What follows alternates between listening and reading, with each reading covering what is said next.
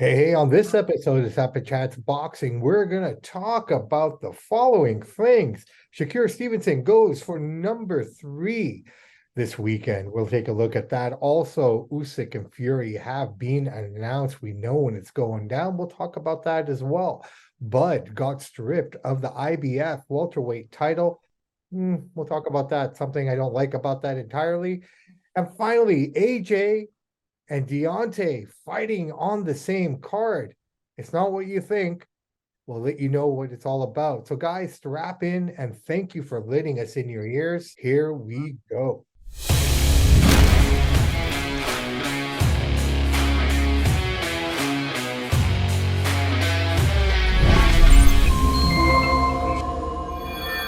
Hey, everybody, welcome back to another episode of Samp&Chance Boxing. I'm your host, Mr. Sampson. This is my man with the master plan, Mr. Chance Michaels. Chance, how are you, buddy? Happy Thursday. The weekend is here. I'm doing good. How about yourself? Can't complain. Well, kind of here. Friday Eve, right? Yeah, Yeah, no, it's been a good week. Everything is beautiful. Can't complain, blessed as always. yeah. So, Weather's been great. right. So everything is being good. A little chillier, but clearer. So can't complain. But there are people out there who are wanting to complain. So why don't we just get right into it? Before we get into that, Yeah, let's touch on Mr. Bud Crawford getting stripped of the welterweight title, that of the IBF variety. What are your thoughts on it, man? Do you think that was just too quick to pull, yeah. I or think it was a little too quick. IBF always kind of a lot more strict than some of the WBC and WBA and WBO. They kind of go by their own standard. They kind of stick to it. Thought it was too fast. I mean, give the guy a little bit of time. Yeah, you just kind of jumped the gun, I guess. Maybe they get their name out there and pump up the title where everybody's talking about all the media guys and everything. I think they should let him keep it for a little bit. Like Charlo have his belt for year and a half, 2 years, never stripped him. no. And But even why is there a certain although set of rules for certain guys and a certain set of rules for different guys? I don't know what their thinking was. I hope they release a statement and say why. If they have released a statement and said why, I haven't seen it yet. So well, we've been talking about that kind of whole I don't kind of get it. well, dude, we've been talking about this forever. I mean, certain guys get certain liberties. Like both the Charlo brothers have not defended their titles in over 2 years. In fact, the fight that Jose and Jamal are gonna have is not even for the title anymore, right? So I mean, like, okay, at what point we're these bodies have to figure this out? This is not fair. Now, what I don't like about the situation more so is the fact that Boots is now automatically declared because he was the regular champion Yeah, for IBF already. The guy doesn't even have to fight. They've just put the belt on him. that's not That, right either. that's a kick in the balls to the other guys in the division, especially one Cody. I know we talk about Cody all the time. Yeah, he's a fellow Canadian and whatnot, but wrong is wrong here. Yes, he's ranked number 1 by the WBC, right? But those two should And be what does IBF have, Matt? Like sixth, something like that? 5th or 6th or something Yeah. like that, right? But I mean, the fact of the matter is just putting it on Boots like that, I think that was a BS move. Oh, that is garbage. They shouldn't have done that. They should have a fight for it. Have an interim title fight. No, it wouldn't be interim. Have a fight for the belt. That's what I'm Cody versus saying, Boots. right? Cody versus Boots. I mean, hell, I'd even say fine. I Thurman versus Boots. Someone Something. earn the title, earn it, Yeah, right? they made IBF was I don't understand why they did that. They jumped the gun. They should have waited a little bit, see what No, Crawford's plans were. I guess they're mad that he was going to fight uh, Spence in February. Maybe that pissed them off a little bit. I'm not sure. but that's a They had mandatory. other What can plans you for him. do? Well, what What's can you that? do? It's a mandatory. No, I know. I don't know. I'm I not sure mean, what their it's a mentality is. contractual obligation. You can't, screw around with that. Like, I mean, that's just I not. guess they figure that somebody could pay Spence to step aside. This paper will be a dud, by the way. It's not going to be a hot one like it was last time. Well, no, and what's his name? Crawford or Boots' trainer saying that now he is the face, he's the biggest name in boxing. No, you're not, bro. Like, I mean, you He's not even have top five biggest name. you have a name in boxing, sure, but within the circles, outside of that circle, unless your name is Canelo, Fury, Tyson, Even Usyk has a bigger name than Boots right now. exactly. I don't know, man. I disagree with it. Bad decision by IBF. They should have let Crawford keep the belt for a little bit longer to see what his plans were. Bad rush to judgment. I completely agree. All right, that's the end of that round over there, brother man. That went pretty quick. Why don't we get right into round number 2? ShakurStevenson, he is now going for world title number 3 in a different weight class. He's moved up to lightweight, taking on Edwin De Los Santos. This is for the vacated title by Devin Haney, the WBC green belt, vacated by Devin Haney. He still holds the other three. Says he's going to come back down to lightweight to defend him, but a lot of people just don't see him coming back after going up to 140. Your thoughts on this fight between these two? It's a big fight. I mean, this De Los Santos isn't a big name. This is a big fight. This is on Thursday. Why is it on Thursday? F1's in town for the weekend. So a lot of celebrities and a lot of stars who are in Vegas, they have an amazing setup for this F1. People haven't checked it out. Go on YouTube, go on Google, check it out. So the reason the fight's on the Thursday is because of F1, but a lot of stars, a lot of celebrities are going to go to the ShakurStevenson fight because they're already in town. So that makes it a little bit, pump the fight up a little bit. Now, in saying that, he's a massive, massive underdog, a 7-1 underdog.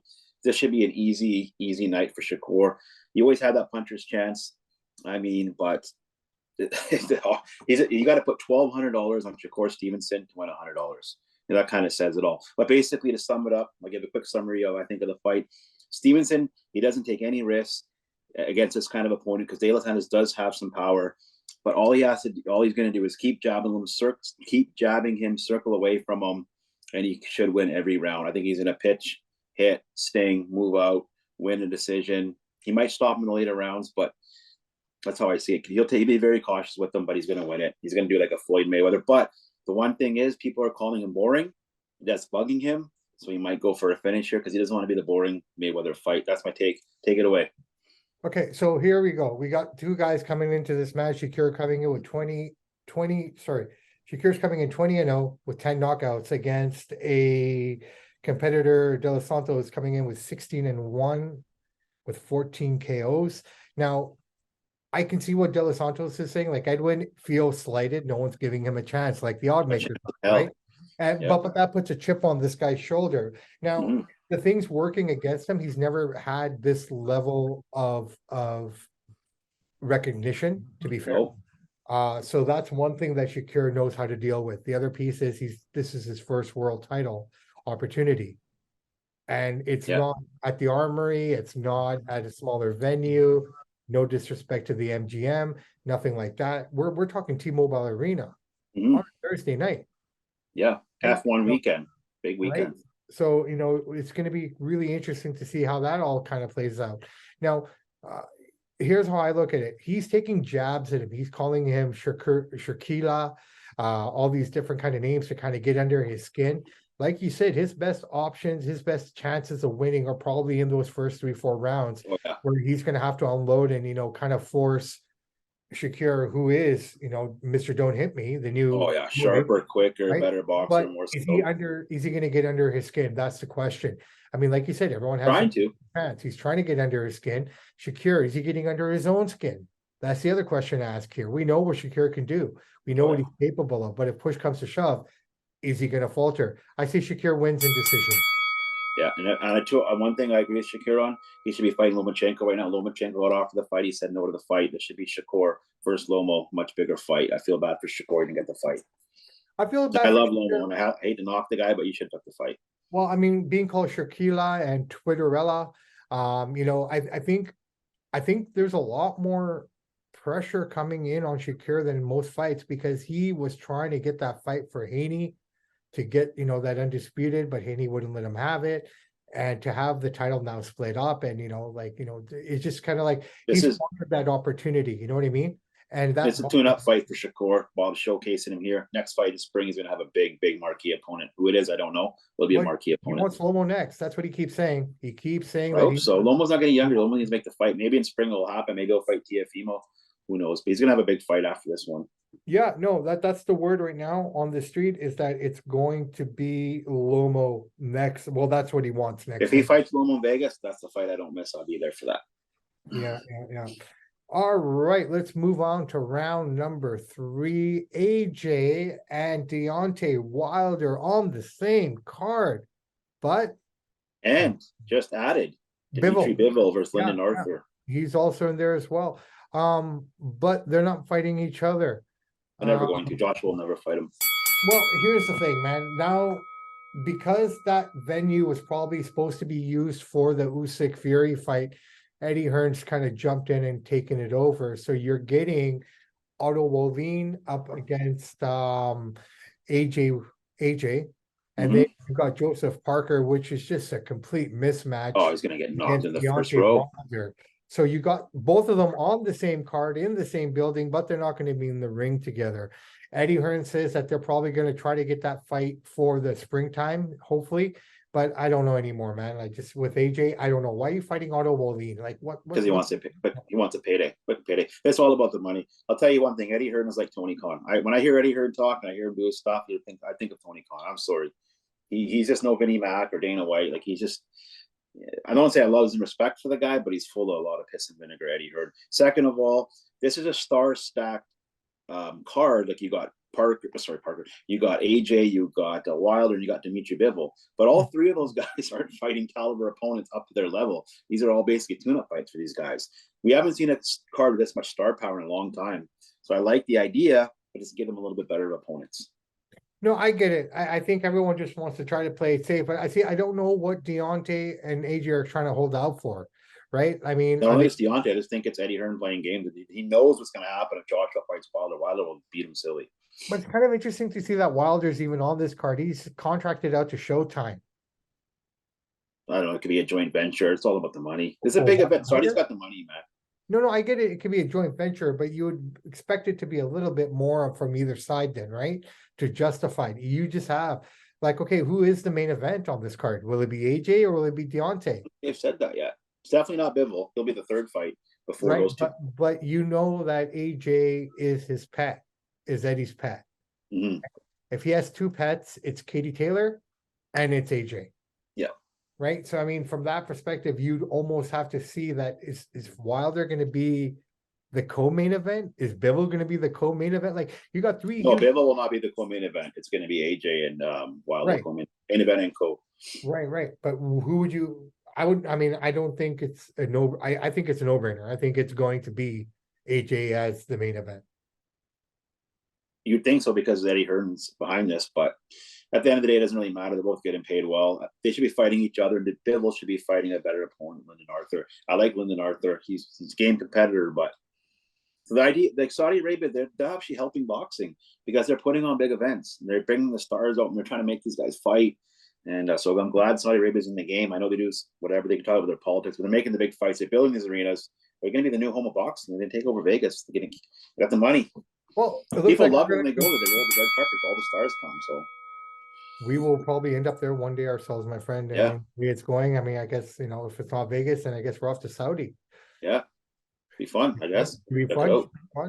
All right, that's round number 3. Round number 4 announced today, earlier this morning, out here on the West Coast. Anyways, we now know that Tyson Fury and Alexander Usyk are going to unify all the world titles on February the 17th in Saudi Arabia.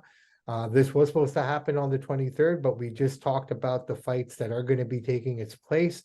So here we go, man. It's finally going to happen, or at least it's on paper. Do you think this is going to actually happen? 100%. It's too much money. This is prize fighting. There's too much money on the line. Usyk wants it. Fury wants it. Yeah, and Usyk's taking the high road here. He's saying, Fury had a tough fight. He's not even calling him names like you're chicken, you're scared, you're hurt, you can't fight on the 23rd. Usyk said, rest up. You had a tough fight. Fight me in February. Here's the thing Usyk is saying now today. If he wins against Fury and gets all the belts, he's retiring. You know what he's going to do? He's a big guy. He said he's going to play pro-Ukrainian soccer in the Ukrainian league. One of these teams has offered him a spot. It's like a Manny Pacquiao deal. He plays in the Filipino elite league, but it's not a quality league compared to other leagues, right? So he says if he wins the belts, he is retiring with the belts, and he is going to play Ukrainian men's league pro soccer, whatever their version of it is, I guess. So I got nothing but respect for Usyk for not, dogging him, saying you're scared, whatever. Fury's not scared. Usyk's not scared. There's a lot of money here, and somebody's walking out as undisputed heavyweight champions of the world, and I can't wait to watch it. It'll be a big event. I don't think it was injuries or anything that prevented Tyson from coming back from this. I think it's the whole fact that it's Christmas and having to go into training camp. I mean, he just had his 7th kid. Yeah, and he just took a couple hard shots. He just wants to let the heal and stuff. I don't even consider what he did against Nagano in this fight. He's going to be so hungry and so motivated to cement his legacy as undisputed heavyweight champion. You're going to see a completely aggressive Tyson, and he's much bigger. He'll be able to bully Usyk around when he couldn't do it with Nagano. So I I don't think take any stock in you're the right. last. No, you're right, because what happened against Nagano really, yeah, he won and everything, but the shit that he took after that fight from the boxing community, from boxing pundits, from boxing analysts, you name it, right? Like everyone said he gave boxing a bad name. A year ago, people were singing nothing but his praises, right? So he's coming out with something to prove, like, that was just a one-off, that shouldn't have happened, which shouldn't have happened the way it did. No, He's at fault for not training. I don't care what anybody says. Yeah, 12 weeks. You spent 12 weeks away from your family, but you didn't do anything. no, he Anyway. wasn't hard. No excuses though. He should have trained harder, man. You can never take these fights lightly, but he didn't get boxing a bad name. Nagano's a tough guy. He's on No, I'm record not as the saying he hardest did puncher either. of all Don't get me time. wrong, Right? but this is what people are saying, because all of a Well, they're sudden, saying it. No, I know. Sean O'Malley's piping up and saying, "Oh yeah, I can beat up this guy. I can beat up that guy." That brings out the other boxer saying, "Well, come on then," right? Sort of a deal. But the reality is, here it is, man. We don't know what the undercard is. We know it's those two so far. We'll have more details. I just don't have anything else to talk about these two guys right now, because we've done so much talking about Nothing them. much to say about Usyk and Fury till they get in the ring and get it on. Fury will be the favorite. Usyk, it'll be a good fight. Can't wait. We'll take a look. February 17th, right? First unification, first big fight of the year, probably. Yeah, that's the biggest one. All right, brother man. That's 4 rounds in the books. Do you have something good for this week in boxing, Canadian boxing history? I look forward to really a lot. I do, man. I do. But this time I'm going to start out with the American one first. Yeah. Or World. This day, I remember it very, very clearly. I watched review at my buddy's house. This week in boxing, Mr. Manny Pacquiao had one of his most exciting fights against Miguel Cotto, 2009. It went 12 rounds. He stopped in the 12th round, TKO, to get his 7th world championship. What else can you say in the 7th division? The guy was amazing. It was an amazing fight. Cotto's tough. He held his own, but that was prime Pacquiao. I have the actually poster in my gym, in my garage. It says Firepower, Cotto for Pacquiao versus Cotto. And it was a hell of a fight. You got the poster? Yep. Man, take a picture of that. Send it to me. I'll put it up on our I'd love to put that up on our socials just to show the people that. I got a whole bunch of stuff in my garage of all kinds of stuff like that. So that happened this week in boxing. 147-pound title. Pacquiao, he's a machine 14 years ago, actually. And here we go. We're going to go to Canadian boxing. So we're going to give a nod to the one and only Adonis Stevenson. Stevenson. Yeah, who had a great career, but ended his career pretty fatally. And I hate to even say it.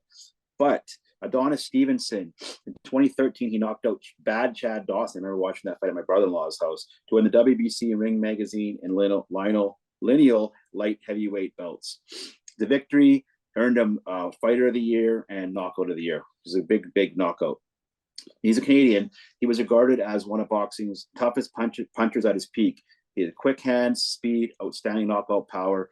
He successfully defended the WBC belts 10 times over 5 years, until suffering, this is brutal, a potentially fatal brain damage when he took a shot in 2018 from Alexander Usyk.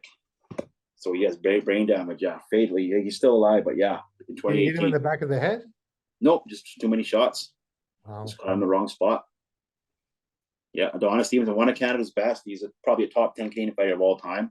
Now here's the thing. We've heard of him, but with his accomplishments and all the things that he accomplished, it just shows you what self-promotion and everything is, because most people wouldn't have not known who this guy is. No idea. I mean, he's had the belts, he's been successful, but in 2018, potentially fatal brain damage. I've seen a couple of pictures now, a couple of videos on Instagram that show these guys that, amazing fighters take that one shot, and the next thing you know, they're vegetables, man. Yeah. Finish. It's sad. It's unfortunate, but it's a risk that every single man and woman takes when they get into combat sports, man.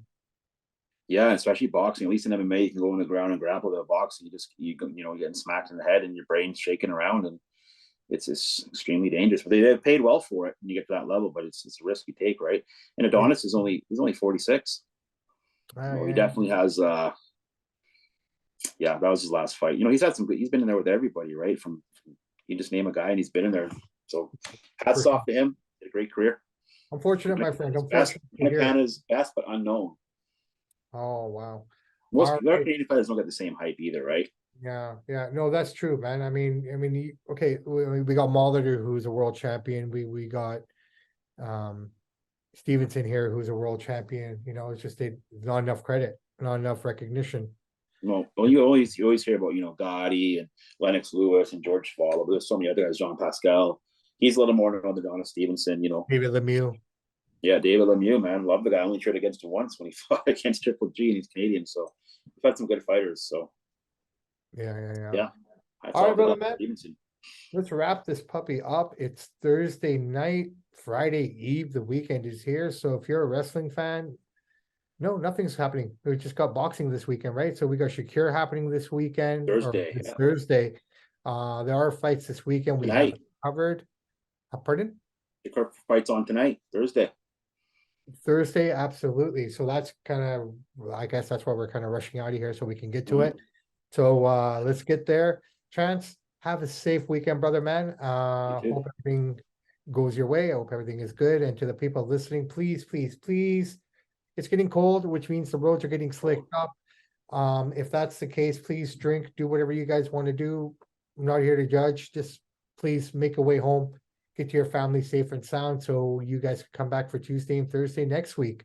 Next week, we'll have our go home show for Survivor Series, and we will break down the probably one of the big last Showtime cards on record. Benavides against Demetrius Andre. And they're saying they want to do one big show before that. They're supposed to say Pac Keepers, but that's not going to happen. You'd already heard about it. So I don't know what their final show will be, but you're right. This is one of this fight coming up is getting. If you read the comments online, it's getting a lot of negative feedback.